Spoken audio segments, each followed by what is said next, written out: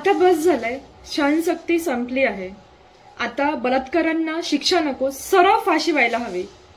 आज शब्द थरथरत आहे माझे, कारण की मन सुन्न झालंय की पुण्यामधल्या एका 4 वर्षीय मुलीवर पुन्हा बलात्कार झाला आहे.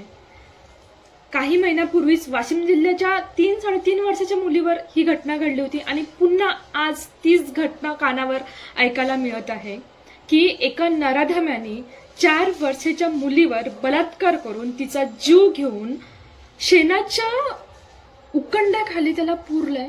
ही घटना ऐकून अंगाला सुद्धा काटे येतात. आपल्या समाजामध्ये नेहमी मुलींना दोष दिला जाते. तिने कपडे असे टाकले असेल, तिनेच कोणाला तरी उत्तेजित केलं असेल, तिचीच चूक असेल. मग आता मला तुम्हा सर्वांना विचारायचंय, त्या लहान बाळाचं काय दोष असेल की तिच्यावर ही अशी घटना घडली आहे?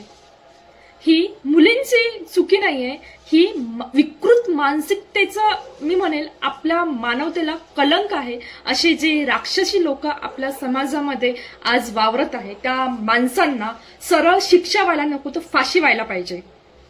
माझी आपल्या महाराष्ट्राच्या आदरणीय मुख्यमंत्री साहेबांना मी विनंती करते की साहेब, SIT स्थापना करून चालणार नाही, फास्ट ट्रॅक कोर्टची घोषणा करून चालणार नाही.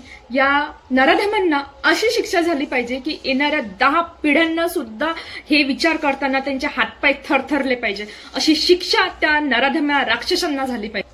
साहेब, एक उदाहरण तयार करा की संपूर्ण देशाने आपल्याकडे, आपल्या महाराष्ट्राकडे या नजरेने पाहिलं पाहिजे की इथे न्याय मिळतो मुलींना. या महाराष्ट्रामध्ये मुलींच्या सुरक्षितेला सर्वात पहिले प्राधान्य दिले जाते, असं उदाहरण आपलं महाराष्ट्र असलं पाहिजे. आज प्रत्येक नागरिकांनी, प्रत्येक नेत्यांनी, प्रत्येक संघटनांनी आवाज उठवला पाहिजे. त्या मुलीला न्याय मिळाला पाहिजे, त्या व्यक्तीला कठोरात कठोर शिक्षा झाली पाहिजे. आज जर आपण शांत बसलोय तर पुन्हा उद्या एखाद्याचं लेकरू बळी जाईल.